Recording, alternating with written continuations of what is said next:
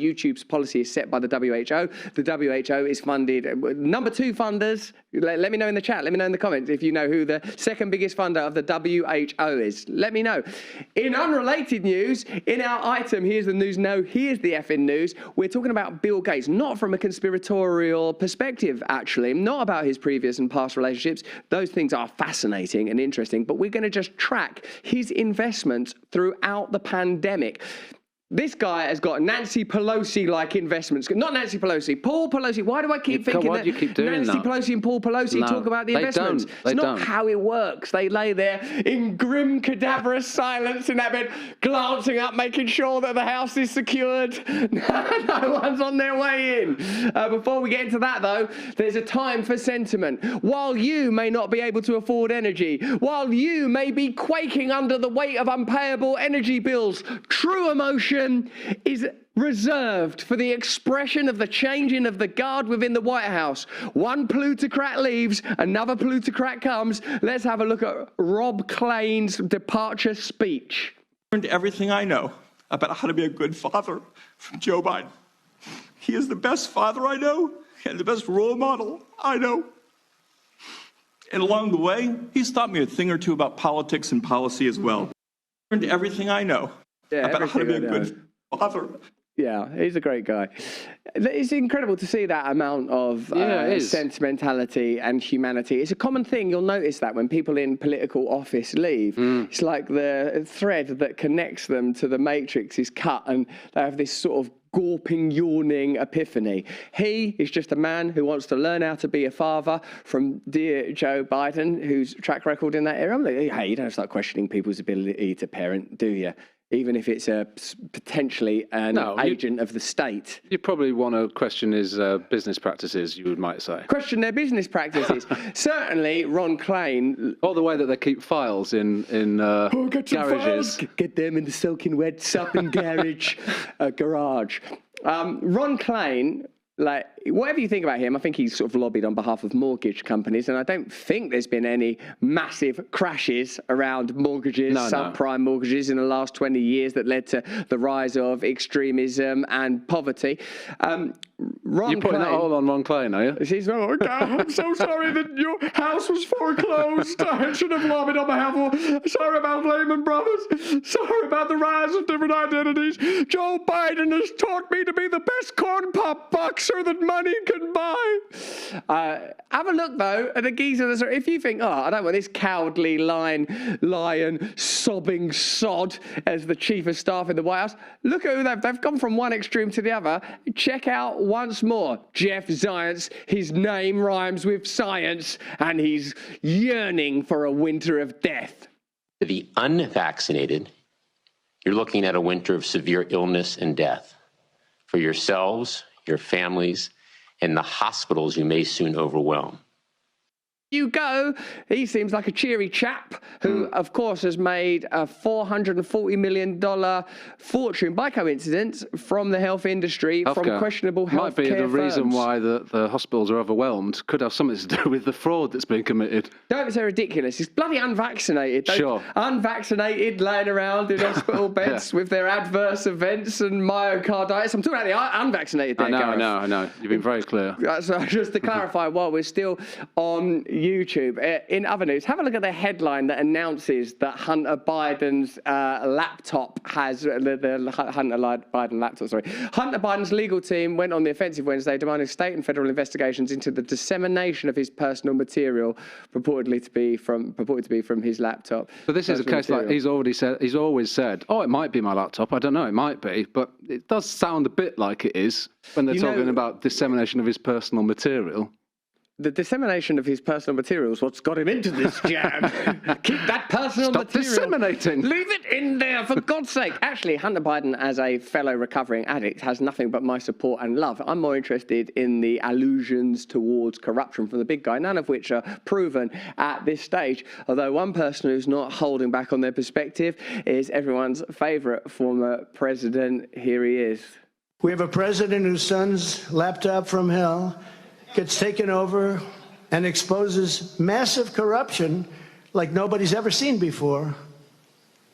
You think the father, do you ever hear this? Do you think the father was upset Actually, that's purely comedic. I'm speaking now just as a stand-up comedian, that his practice here, like in creating a scenario where he normalizes it and domesticizes it. Do you think the father gets upset? He's inviting us in. Setting it up, isn't it? Setting it up sort of somewhat beautifully. This is no longer an analysis, obviously, of Trump's political views or position. I know loads of you love him as a populist, and surely equally as many of you question Donald Trump as a public figure. But here, let's just look at him as an orator. Dad, I left my laptop in a repair shop, forgot to pick it up, and this repair guy went a little crazy when he saw what was on it. What's on it, son? Every crime that you've ever committed, Pa. That's such a great out. Yeah. So brilliant. And his little voice for Hunter Biden as well. The guy went a little bit crazy. It's pretty good, isn't it? Yeah. I once watched a clip where, when it was Clinton-Hillary versus Trump, they sort of asked them, and it was actually sort of heartwarming a bit, to say a nice thing about one another. Oh, yeah. They challenged them. Can you say one nice thing? And he said she don't quit. And he said his kids love him. He's Wow. like his children love him. And don't you want to see a little bit of humanity? When you're caught up in the spectacle of contemporary politics, even though it is very theatrical and at points emotional, what it feels to me most of all is spiritually bereft. That the hypocrisy and corruption to me point to a lack of real values. That's why it's so alienating for me and so encouraging when you speak to someone like Christian Smalls, the emergent Amazon union leader, who is talking about politics from the perspective of a felt experience, someone that's working at a factory in a zero contract job and has become a union leader. We need a different type of politics. That's what I would say. And I reckon whether you like Trump or don't like him, the efficacy of his rhetoric is an indication that what we're missing is the emotional timbre, the ability of human beings to connect one another in an increasingly atomized world built on data, biometrics, control, surveillance, digital ID, total lack of trust, total breakdown. What do you think? Let me know in the chat. Let me know in the comments. I think you're right about the humanity, and I think you're right about what you said about Ron Klain before. Is that breakdown is like a moment that happens to politicians when they usually lose elections or quit their jobs, and there's something. It's that pent up. Essentially having to lie about a system that is extremely broken, and even in the lie of saying, you know, I've left you in good hands with the next chief of staff. He knows that the next chief of staff has made $440 million off fraudulent healthcare companies. Just one last lie, and on to my crying. Exactly, Then I'm out. Then I'm getting on my boat, bought with mortgage lobbying money and presumably some sort of state salary paid for by your tax dollars. And in a way, these are not indictments of any individuals, but when you have a system built on the kind of values that it is, you recognize that the individual character is less and less relevant. That's something that was made clear to me by Yanis Varoufakis when he was talking about the EU after his party, Syriza, briefly looked like they could bring about radical social change in Greece. And then they met with the EU and it's like, you ain't doing nothing. You're paying them banks back, baby. This is after the 2008 crisis caused by all those subprime mortgages, of course, by coincidence there. And he said that even the most senior figures within the EU could only act in accordance with their role. So the system itself limits any potential for radicalism or change, or in another way, any possibility of democracy. You know that you would like to see money taken out of politics. You know that you'd like to see lobbying ended. You know that you want Congress people that don't own stocks and shares in the companies that they regulate. You know you want meaningful democracy where your vote influences the actions and expenditure in your community. You know that you want to have a spiritual connection to your country, to your community, to yourself. That what you don't want to see is an increase in centralized power. We've got a fantastic story coming up for you. Will it be later this week or will it be next week, do you reckon? I'm talking about Ukraine. Not only are they testing weapons in Ukraine, but they're looking at pushing CBDC, centralized banking digital currencies. But beyond that, it seems that in its post-war state, which people are already referring to in the reconstruction, you've seen Zelensky talking about BlackRock and JP Morgan,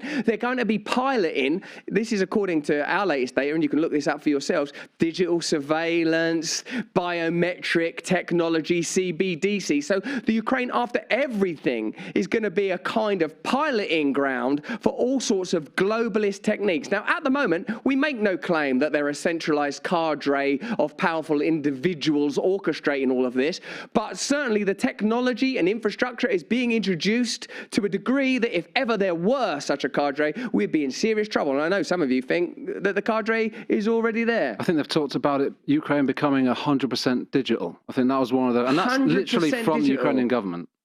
That seems hard. It does seem to be 100% digital. Yeah. There's got to be a bit of it that's just some people trying to recover from a terrible, prolonged proxy war. That's got to be at least part of it. Listen, we can't stay on YouTube forever because there's so many things we want to talk about that are subject to censorship. That's simply the reality. We are using this to bring about dialogue and rhetoric that will unify people from across the political and cultural spectrum. A humble aim for a humble man. So that's what we're doing here. We're talking to Jimmy Tobias. He's dug deep into Wuhan and the Fauci emails. Doesn't look good. Doesn't look good. A lot of crazy stuff on there. So you're going to want to click over and watch us on Rumble for that. But now to put a little smile on your face before we leave YouTube, a heartwarming story about prisoners who perhaps are in prison simply for the crime of being poor and addicted. You know, that's a significant number of prisoners are going to have to give up their organs in order to get early freedom. Don't you worry about a thing.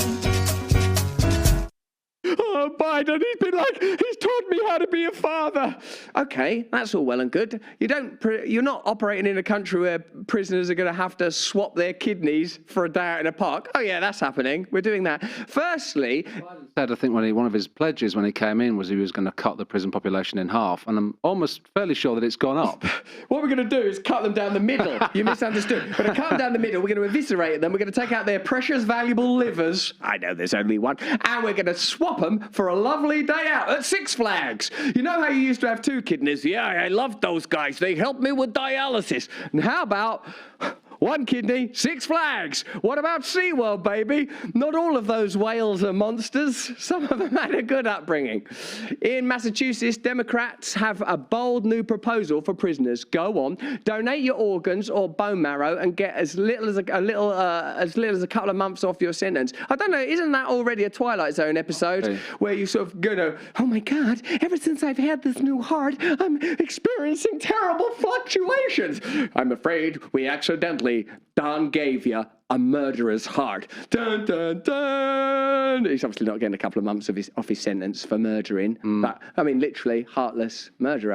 How did they come up with it? What kind of brainstorming session? Sure, there's other stuff going on at the moment. What do you mean, the brainstorming session? The brainstorming session for this. Where are we? What's We're the Democrats? We are. The annual conference of some sort. Come up with some novel ideas to get... Well, firstly, what it indicates is that human organs are a commodity now. Do you think it was Ron Klein? Do you think that's why he's leaving? I'm donating my tear ducts to a murderer. Run.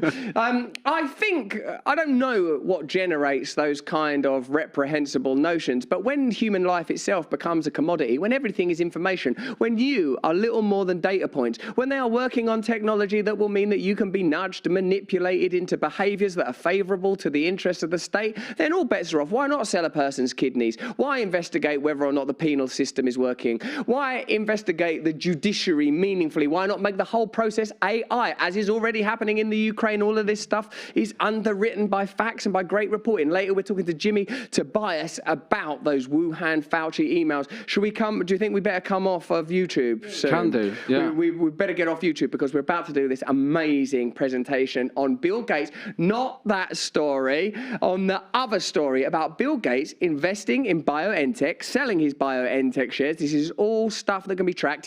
His donations, not investment scale, donations to the World Health Organization. You don't invest in the World Health Organization. That's about health. How would you be invested? I mean, what would it achieve? Get out of it? Where could you ever make exactly? How could you ever make a profit by giving the World Health Organization a bunch of money? I mean, all right, a little while later, they did try to globally mandate a product that Bill Gates had also invested. Oh, I see what you're doing. You're taking one fact from there and a fact from there and putting them together. You conspiracy theorists, you're all the same, aren't you? Why don't you just sit down like an obedient little prisoner of the state and devour your mainstream media soup, fill your mind with numb non-entity mishap rubbish, sit still and be quiet? Or you could watch this. Here's the news. No, here's the effing news. Join us on Rumble. Thank you for choosing Fox News. No, here's the fucking news. Bill Gates is in the news again because of his questionable relationship with Jeffrey Epstein, but it's the real Bill Gates conspiracy that he's able to manipulate the entire planet into a profit-making machine and call himself a philanthropist. Also, Jeffrey Epstein. What we want to talk about today is Bill Gates' ability to exert influence through organizations like the WHO to make incredible amounts of money in fields like medicine and agriculture, areas where he has no more expertise really than you or I, except actually I can't make any money out of it, so he has got more than me. But what I mean to say is, how can at the end of all this profiteering, Bill Gates look at himself in the mirror and say, there is a philanthropist. Let's work it out together, shall we? Microsoft founder Bill Gates said he shouldn't have had dinners with Jeffrey Epstein during an interview with Australia's ABC 7:30. Yeah, I suppose not. I suppose don't have dinners with Jeffrey Epstein. I suppose that's what everyone's saying now, aren't they? All over the world. I shouldn't have dinners and flights and some of that other stuff with Jeffrey Epstein. Gates and Epstein met numerous times, beginning in 2011, according to a New York Times report. But Gates told CNN he only had dinners with him for potential philanthropic opportunities. Gotta find some opportunities for philanthropy. Maybe that guy over there with those teenagers. Hey, Jeffrey! Now, one of the issues that's dogged you is that of your relationship with Jeffrey Epstein. Do you regret the relationship that you maintained with him against Melinda's advice and wishes? Oh, I've said that you're going way back in time. I wonder what Bill Gates thinks an interview is, talking about stuff that hasn't happened yet, or only describing things that are happening right now. Thanks for coming on the show, Bill. I see you wearing like a black jacket and a white shirt and doing that squirmy face that people do when they don't want to talk about something. Oh, yeah. But yeah, New audience. I will say for the, over 100th time, yeah, I shouldn't have had dinners with him. Epstein had a way of sexually compromising people. Is that what Melinda was warning you about?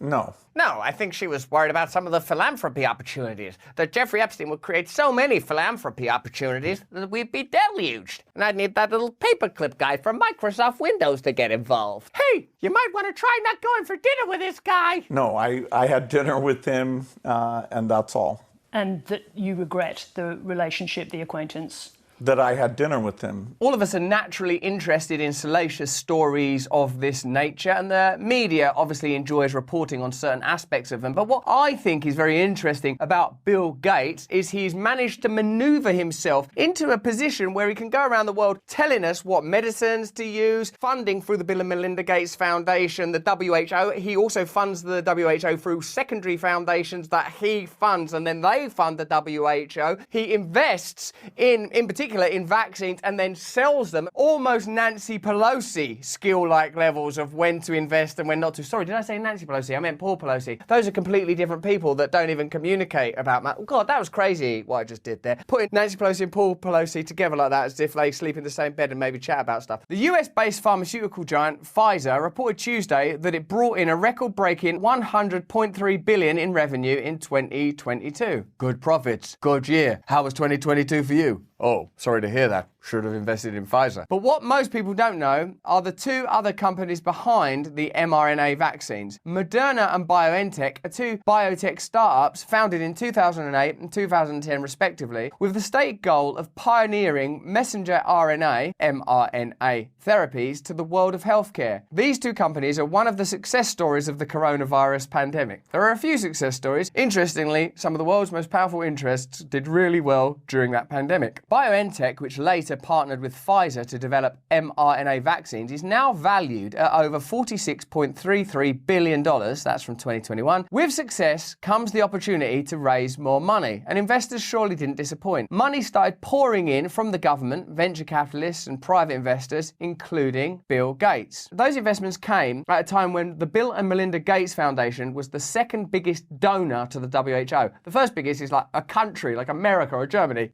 where people live with a history and everything. So now let's break down the Bill Gates vaccine timeline so we can understand how Bill Gates' views, Bill Gates' billions, and the narrative that the rest of us are forced to drink down like a cup of cold sick co-align nicely. In 2011, Bill Gates said that vaccine investment offers the best returns according to a report from Reuters. Vaccines are one of the best investments we can make in the future. So that's 2011. No one's worried about anything. We're all going on holiday wherever we want. If you wear a mask, it means means that you're from Asia or you're Michael Jackson. September 2019. Bill Gates initially invests $55 million on a pre-IPO equity investment into BioNTech. Gates' investment in BioNTech may actually be higher. It's difficult to say because sometimes they invest in ways that are difficult to track via secondary organisations, as with the WHO. The fact is that it's unlikely that any one individual has more influence over the WHO than Bill Gates. Also know that this is a person that is investing in commodities that the WHO are later going to, beyond recommend, borderline insist on. You remember the pandemic, right? January 2020, a Washington state resident becomes the first person in the United States with a confirmed case of 2019 novel coronavirus. Well done.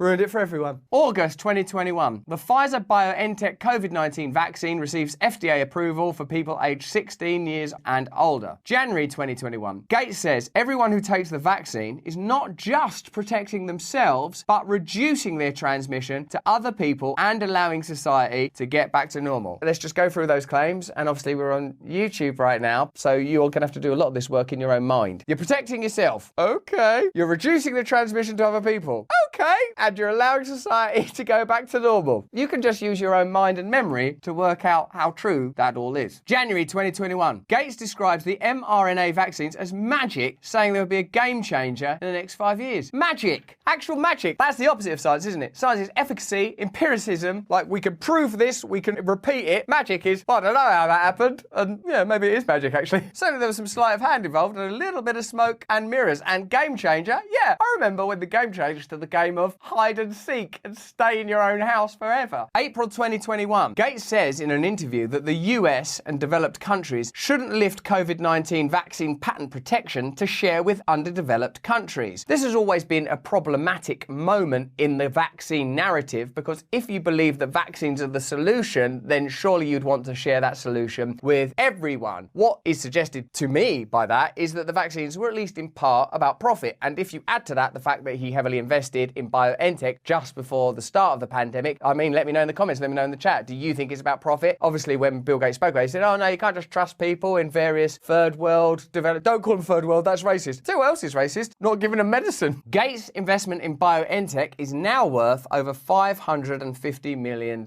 So at that point, the value in the stock had increased by 10 times if we assume the figure to have been $55 million. By the end of 2022, Gates reportedly sells some of his BioNTech stock, representing a huge gain for him over when he invested. So he profited from vaccines during the pandemic. January 2023. Gates tells the Lowy Institute think tank in Sydney that current vaccines are not infection blocking, they're not broad, so when new variants come up you lose protection and they have very short duration. Now if that sounds different from earlier in the year when he said they were magic and sparkly and twinkly and that they were Jesus in a syringe, that's because it does seem a bit different. But let's have a look at him saying that. The current vaccines are not infection blocking.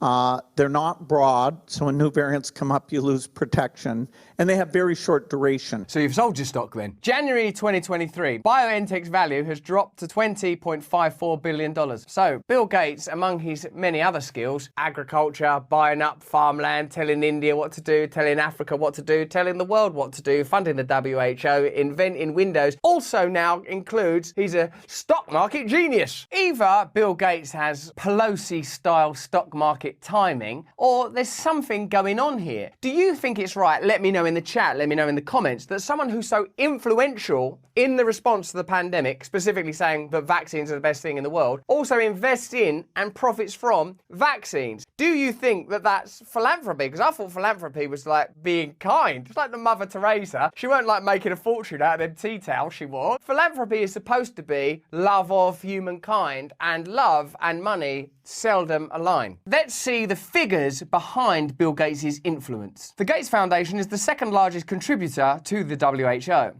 As of September 2021, it had invested nearly $780 million in its programs that year. For an intergovernmental organisation such as the WHO to be so reliant on private philanthropy, especially one whose leaders have personal interests and investments in healthcare, is problematic. Intergovernmental, that's a crazy way of saying globalist, huh? Intergovernment, we're into that government, and we're into that government. I didn't vote for you. Yeah, you don't need to. Private foundations' resources tend to be more dependent on the stock market and other investments and could have financial interests that run run contrary to their stated missions. Right, so they could be saying, on one hand, we're here to help people, and on the other hand, they could be making fortunes on the stock market that were somewhat induced by global conditions that they influenced. Let me know in the chat, let me know in the comments. This is Tim Schwab writing in The Nation. In 2020, the Gates Foundation reported a $40 million stake in CureVac, one of dozens of investments the foundation reports having in companies working on COVID vaccines, therapeutics, diagnostics, or manufacturing. It looks like the Gates Foundation invested heavily in the WHO, who make recommendations when it comes to global responses to healthcare crises, and similarly invested in a number of organisations that were working on vaccines. Now, if you wanted to be incredibly optimistic, you'd say, well, look, they're super committed, therefore, to healthcare and vaccines. So they're like, right, we've got to have influence in the WHO. Plus, we've got to make sure there's a bunch of people working on vaccines. But if that were the case, you wouldn't keep hearing the word profit. Sorry, did I say invested in the WHO? I meant donates to the WHO. Investing is what capitalists do. Donating is what philanthropists do. And as you know, Bill Gates is a philanthropist. These investments, amounting to more than $250 million,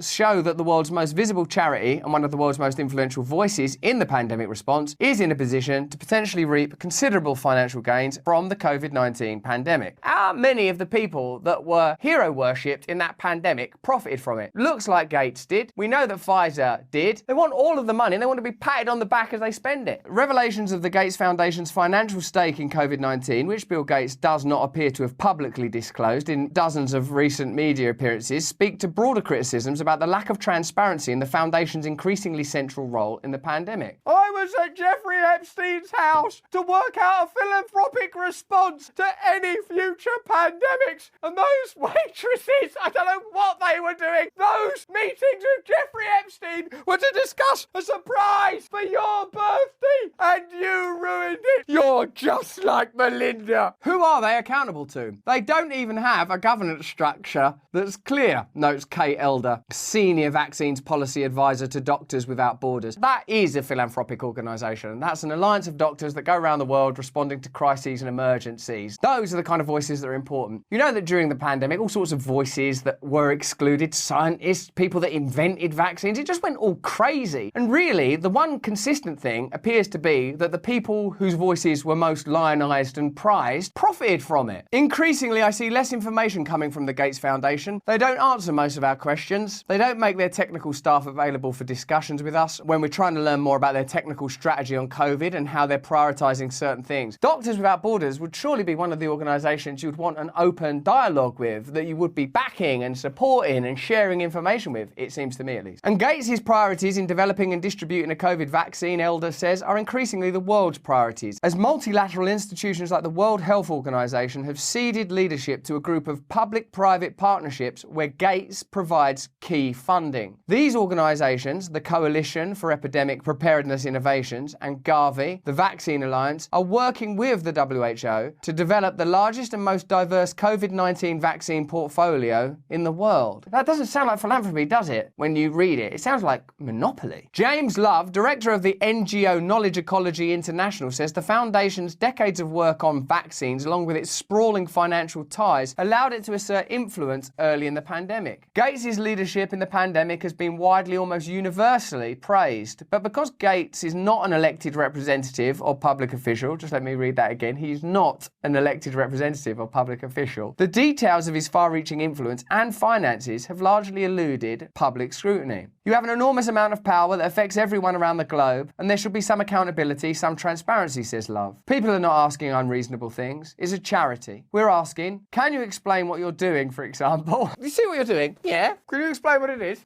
No. Stop it. Mind your own business. Buy BioNTech. Can you show us what these contracts look like?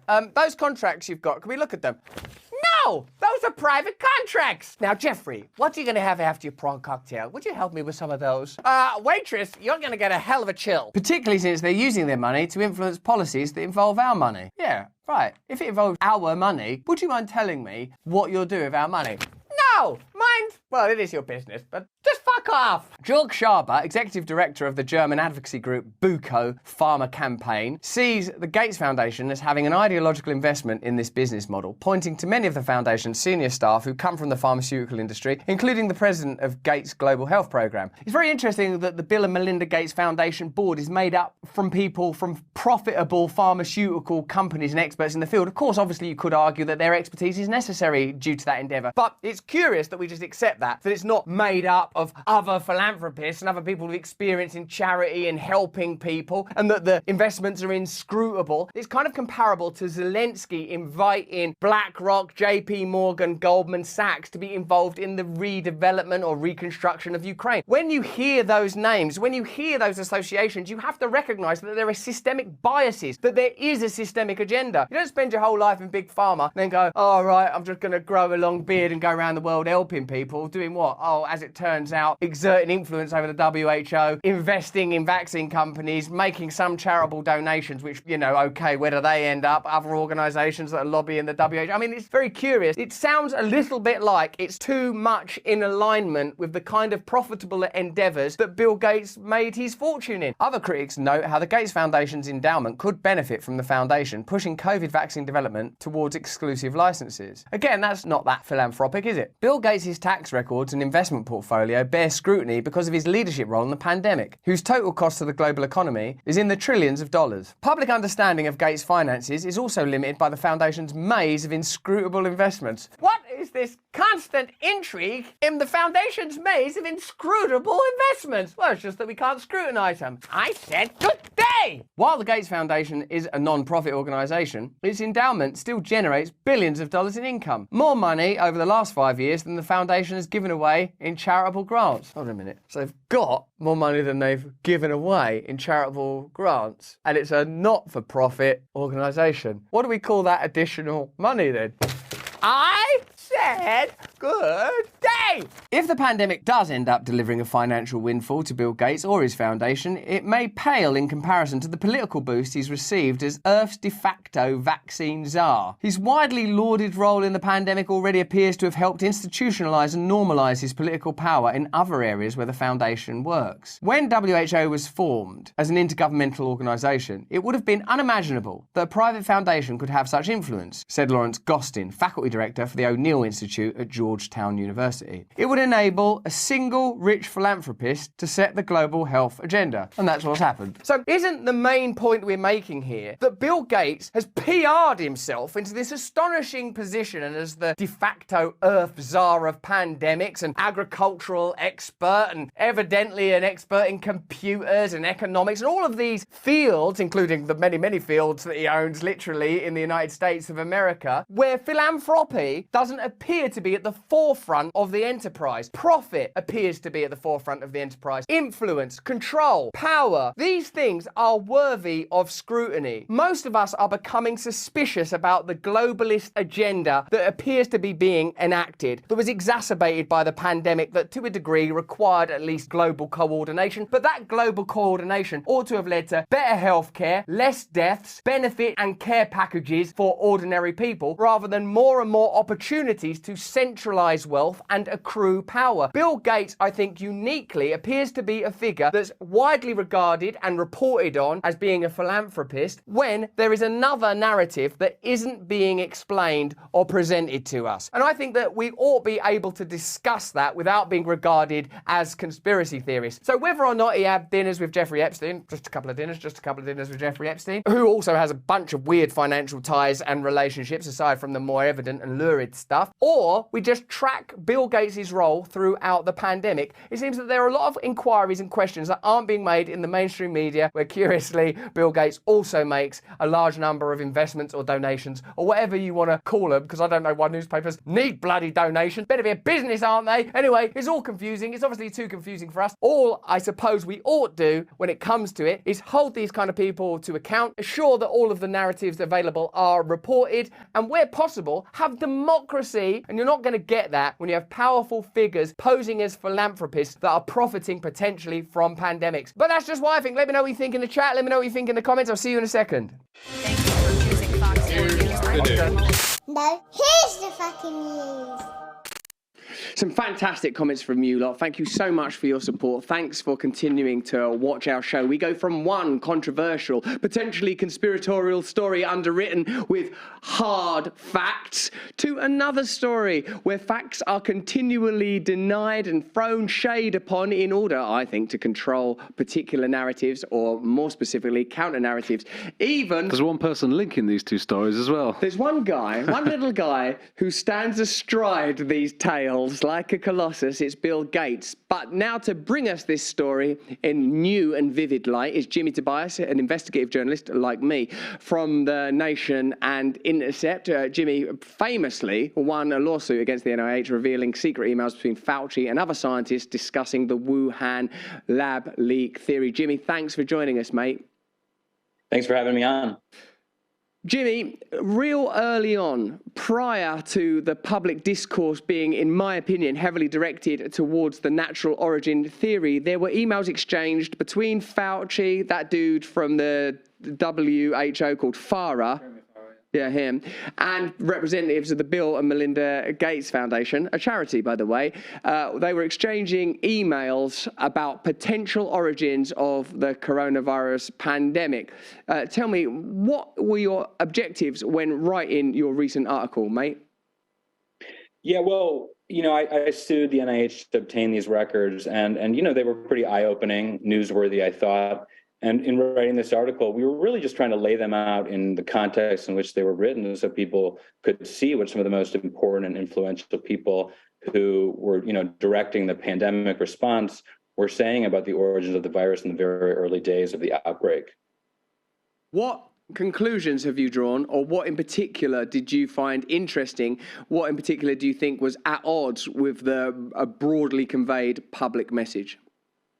Well, I mean, the documents show that Dr. Fauci in early 2020 was alerted to concerns, among some of the world's top virologists, that the virus looked potentially engineered. And what followed was a series of confidential calls and emails between Dr. Fauci, NIH Director Francis Collins, Patrick Vallance, who was the chief science advisor to the UK government, and a group of other prominent scientists, discussing the virus's origins. And early on, some of the scientists on these calls and emails really couldn't figure out how this virus was produced in nature, given some of its unusual features. I mean, they were stunned by it. They thought it may have come from a lab. Other people on these calls and emails disagreed and thought it looked like it came from nature. But these deliberations went on for more than a week. Pretty early in the discussions, they sort of discarded the idea that it was engineered and instead focused on an idea that it was sort of accidentally created and released from a lab via this type of laboratory process called serial passage experiments. And so during this time, they also started writing up drafts of what would become the very famous proximal origin paper, one of the best read papers in science history. And that paper ultimately found that the virus came from nature. So these conversations started on January 31st. By February 8th, one of the scientists involved, Christian Anderson of Scripps, described the focus of the group's work as an effort to, quote, disprove any type of lab theory.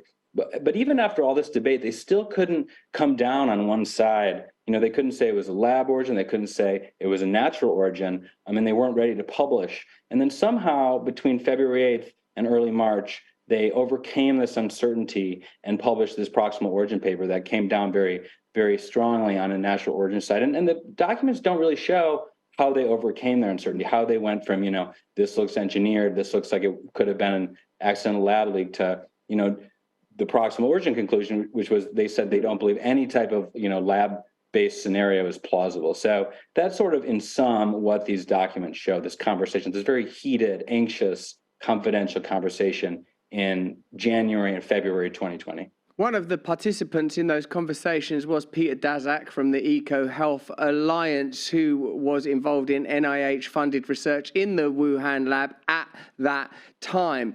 Obviously, there's no evidence to suggest that there's any corollary between those pieces of information, but given the natural origin theory's preeminence and the lack of public contemplation, at least, for the potential of a lab leak, it does seem that that's the very essence of a narrativized approach to data that could have perhaps been more equivocally presented. And it's difficult not to deduce that the reason that the information wasn't presented in a more balanced manner is because they would prefer that, broadly speaking, the public favoured natural origin because of the lack of obvious culpability from the people in the field of pharmacological research. Does that seem like a reasonable set of assumptions, mate?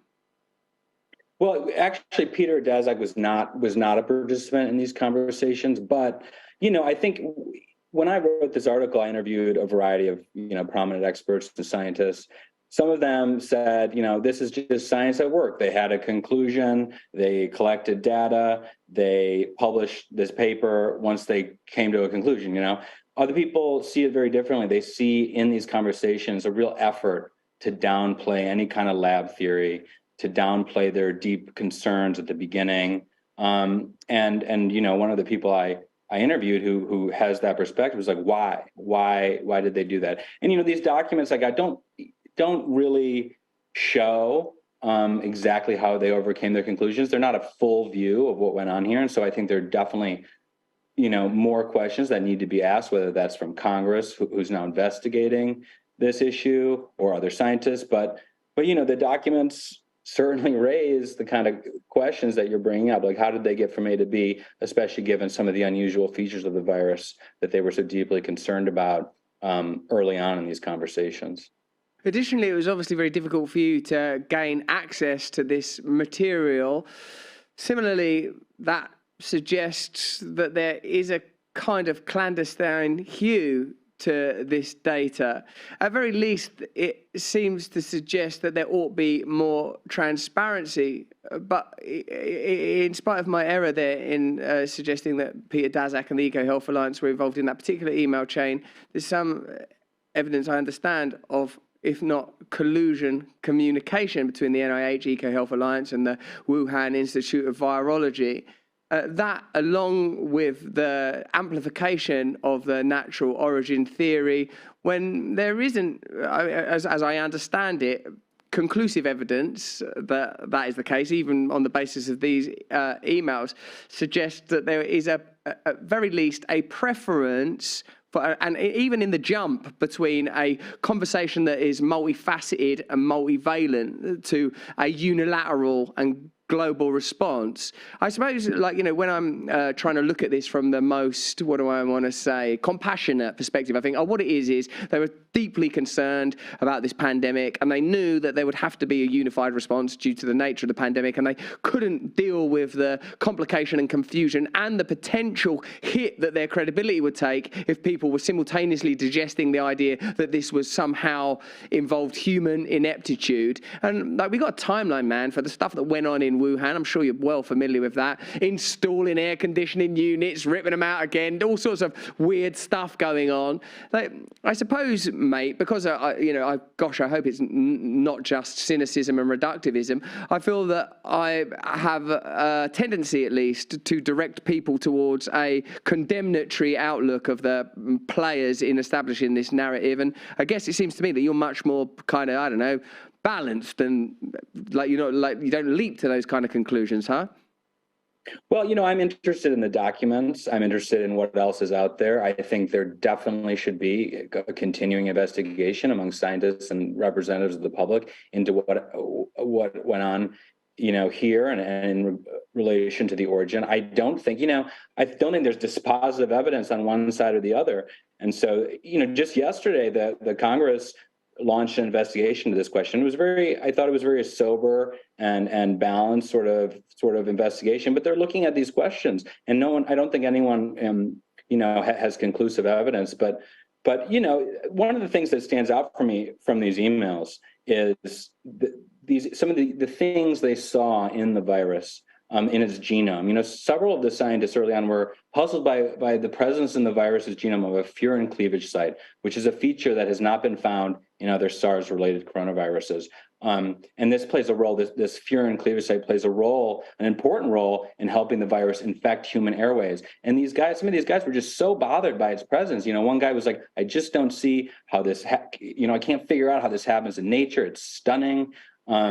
And I don't see in these documents how they, they started with this deep concern about this fear and cleavage. You don't really see how they overcame that before they published the proximal origin paper. And that paper, you have to understand, is like, it was extremely influential. It's been accessed millions of times online. It was cited by Dr. Fauci from the White House podium. Dr. Collins wrote a blog post about it. It was all over the news. And that paper was very, it came down very strongly on the natural origin side of this debate, and it emerged from these discussions. So there's just a question, I think. If any of these folks have been willing to talk to me, and none of them were, that's what I would ask them. Like, how did you grapple with this? How did you overcome it? Because it's really not clear. And I think that outstanding question is one of the things that leads people to ask, like, what was going on here, And as for the records themselves, it took a year-long lawsuit to get these documents, more than a year. And they were heavily a lot of people were trying to get them. Congress tried to get them. NIH let them read the documents and take notes, but they couldn't keep full copies. So it wasn't until, NIH kind of caved to our lawsuit that these were really released fully and publicly. And I do think, that lack of transparency is concerning. And you see that in a lot of government agencies. But on a matter that's so important to the public, the fact that they drag their feet like this is definitely cause for concern. And I've heard that from people in Congress and elsewhere. Yeah, a lack of transparency, dragging their feet, an unwillingness to reveal the information, ongoing censorship of any counter narrative, particularly in the early days of the pandemic. Anybody talking about the potential of a lab leak theory was at risk of being censored and kicked off social media platforms. It happened again and again. And as you point out, Jimmy, the sudden tangential leap from genuine, what you say sound like sort of professional curiosity, and wow, how has this occurred, this ability to attack the airwaves, we've never seen that in nature, to no, that's definitely natural origin. A sudden truncating of inquiry occurred in conjunction with global censorship and heavy redacting and control of these emails, which you have tenaciously acquired. And I suppose we're from different disciplines and backgrounds, and I suppose collectively we have an obligation to lean into our particular skill sets. Yours seems to be the unbiased analysis of various data, and mine is the emotional, incendiary rousing of suspicion. Gareth, what do you want to bring to this conversation? Well, maybe a balance between the two. No, I just think it's really interesting what Jimmy's saying, that there are extremely prominent scientists that can't explain what they want us to think. So this idea at the time that there's simply no way that it could have been leaked from a lab, that it's natural origin, and yet there are prominent scientists, and it didn't seem at the time like those views were, allowed to be discussed. And it kind of seems like something that's happened a lot over the last few years in terms of experts in their fields being marginalized and, as we're told, kind of are conspiracy theorists. But I think expertise not being allowed to kind of be present and spoken about doesn't seem like a great idea. Does Jimmy? Yeah, well, I'll say, one of the scientists I spoke to for this story, who is a computational virologist at a university around Philadelphia, and he's sort of agnostic on the lab leak or natural origin question. He said, looking at these documents, it started out as this fairly careful discussion where they're airing out these anomalies, and they say multiple times, we don't have the data to resolve where this thing came from. But at some point, he says, he thought that there was such strong pressure that they went from let's just wait for more data to let's publish something that has a very strong opinion favoring one explanation over the other without acquiring new data. So I'm paraphrasing him, and his question was why? Why did that happen? And if these folks had talked to me, I would have asked them some of these questions.